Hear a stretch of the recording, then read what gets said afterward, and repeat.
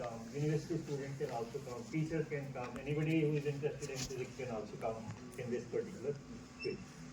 So when we really looked at the data, what we found was, I hope you can see it, that it was a very interesting opportunity to look at the kind of population which was participating in this quiz.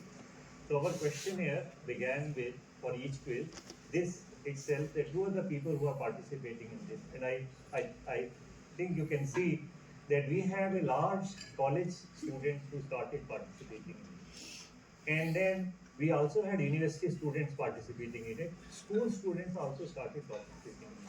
But the number of teachers participating in it was very less. This was one indicator which was there.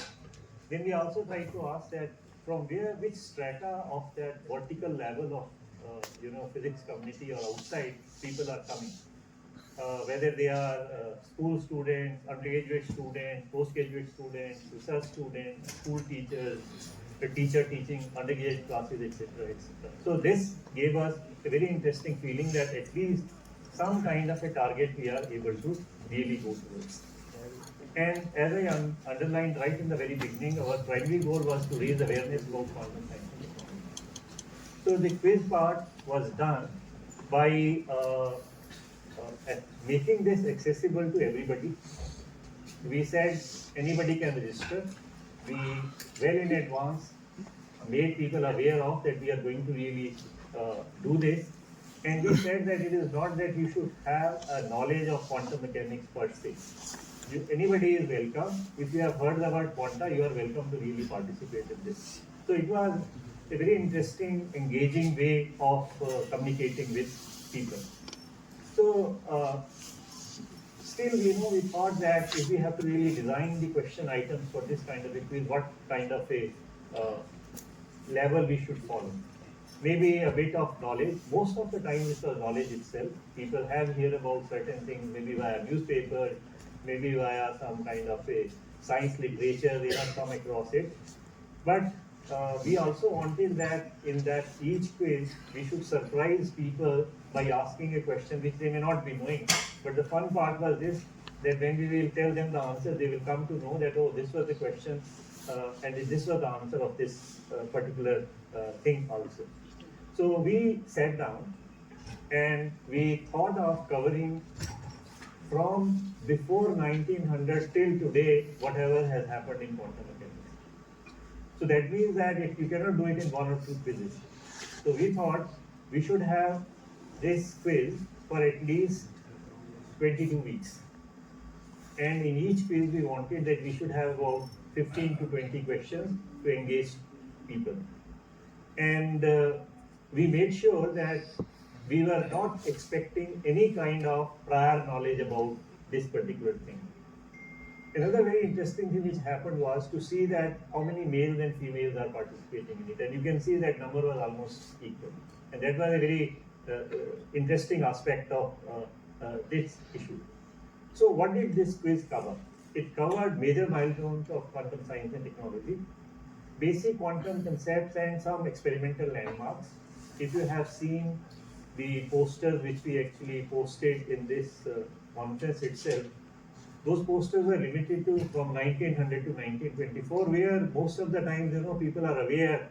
In the school students, they know Bohr's name, they know Einstein's name, so we try to engage like that. But here we had actually increased the canvas, where we should be able to cover everything, and the kinds of things like quantum dot popping somewhere, quantum computing coming into the picture somewhere, quantum biology coming into the picture somewhere, and proceed in this particular fashion.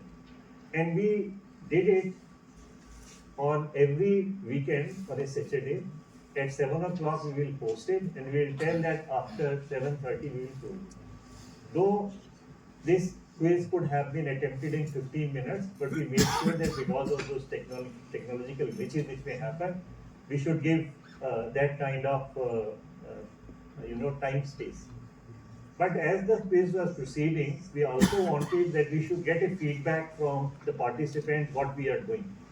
So we decided that in between we should have one mid feedback from the participants, And at the end also we wanted to have the feedback from the participants. Now the real thing was that from where do we draw those question items which we wanted to put into the quiz. And we picked up literature, some very interesting books which are available to us. For example, I had Neil Publishers books on quantum mechanics, and they were very interesting popular mode books. Now sitting down and drafting those questions were not easy. We formed a team, and indeed that team, we had 3 people, 3 of my colleagues from IAPT itself, and we said, look, we will make use of artificial intelligence to draft the questions from a particular portion of the area which we wanted to cover in the quiz. But we didn't really believe in what AI was giving in us. We made sure that we validate those questions properly, check that the options which we are giving are appropriate and we are not committing mistakes. We try to avoid those kinds of mistakes also in this process. So choice of the format was multiple choice questions. We tried to bring in those cognitive levels which I talked about. In fact, I would like to tell you that when we were asking AI to draft a question, we were telling it that please draft this question catering to this kind of a cognitive level from the Bloom's taxonomy itself. So that we were seeing that whether it is like that or not, options are okay or not, then we were sitting down and validating it. And that is why, we were taking almost a week's time to finalize the quiz itself when it went live. So this was again very, very important part of this. We made use of Google Form for that. I think I have already talked about it because time is limited. I'm not really going into all the details, etc. So this was the Google Forms banner where we tried to do it. We advertised it by WhatsApp to IAPT at 40 plus channel. We have a channel of the IAPT also where we have more than 1,500 people sitting. We also went through our IAPT website, we created an event, and through that event actually we were approaching. We made sure that that event information goes to the stakeholders of IAPT via email also. We are able to send via our website an email to about 4,000 people. So we were making sure that the kind of people who are likely to come to us are available to us to attend this quiz. And this dedicated team made sure that if there is anything which goes wrong, we are in a way to intervene and take care of. But I'm very happy to tell you that not very many glitches happened and people participated very nicely in it. Now, there were, 2 things which we brought in between. The quiz has happened, end of the story. We said, no, we want to engage with the audience further. So for each quiz, we created a small booklet of those 24 questions.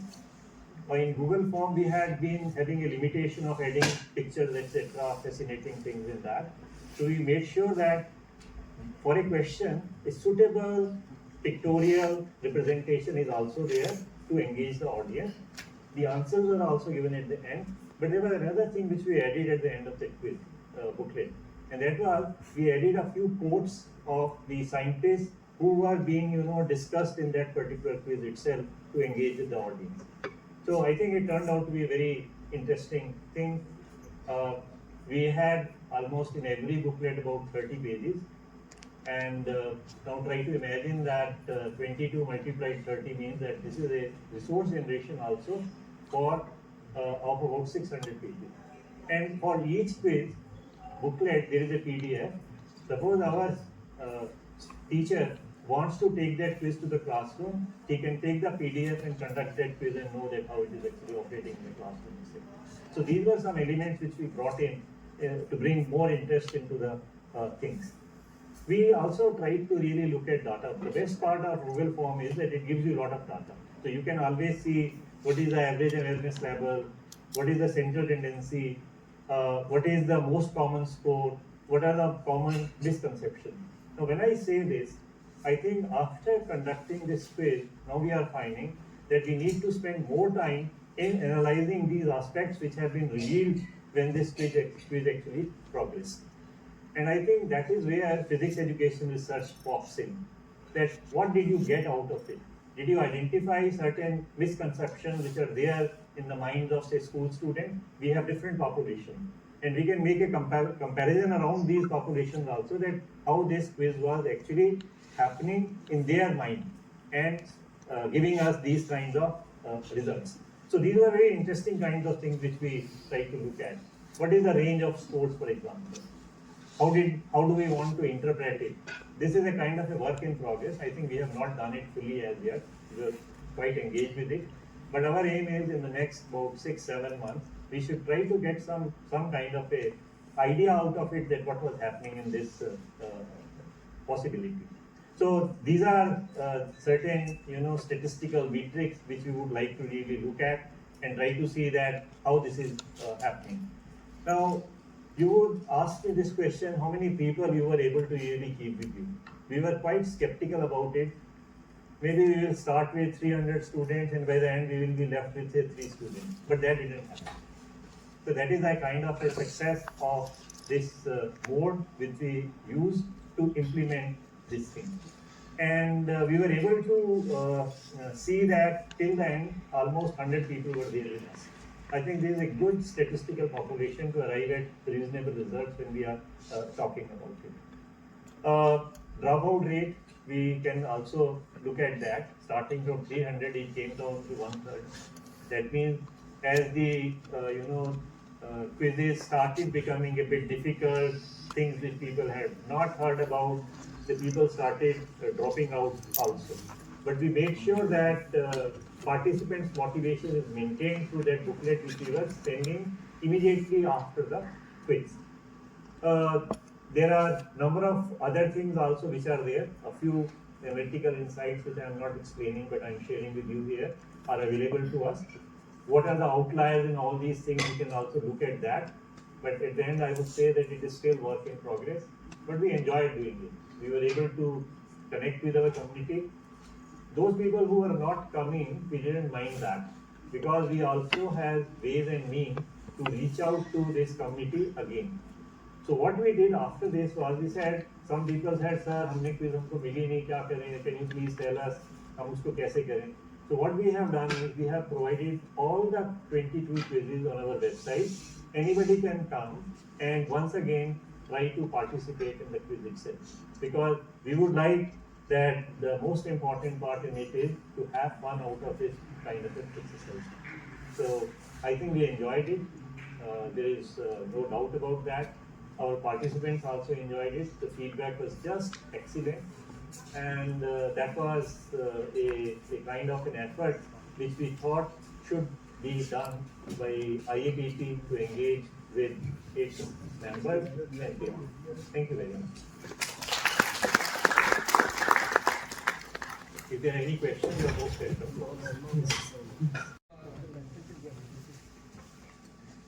So most fun part of quizzes is if you know in real time where you stand among all other participants.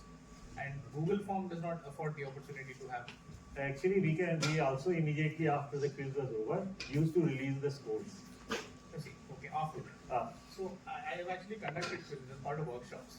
So like a live feedback, where the students see the leaderboard and where they stand, and this really gets them jumpy. That I want to. Actually, now you know what I can do is, as IAPT, I can take this quiz anywhere, because this is already there with me. And something which you are saying, the role of a quiz master is very important, and understand what you are saying. And if I am there, I can always bring that kind of a fun when I conduct it offline. So, but creating a resource, giving it to 1,000 teachers in the country, that was our aim. We have fulfilled it. The story doesn't end with that we have finished the quiz. Story just begins there. That resource is available for the participants as well. Yes, it is available in the form of that booklet. We made it very good. For example, we tried to have a layout in Canva, beautifully designed, telling us why this quiz is so good, what is our motivation. And the fun part is, everybody, when we got the feedback, they were saying, sir, the beautiful part was that we read those quotes, which gave us a real peep into how those people were thinking about these things at that point of time.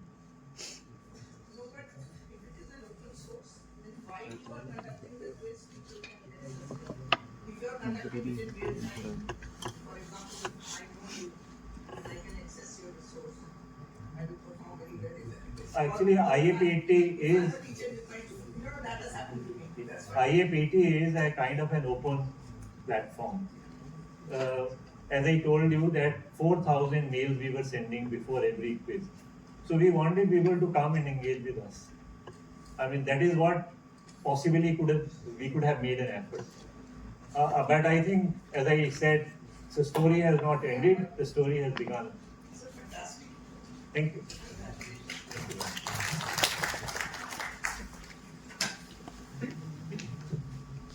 So I can see that you had a lot of dropouts as well. Like, at the end of the day, you had like Please one- come near me, I'm not able to understand it.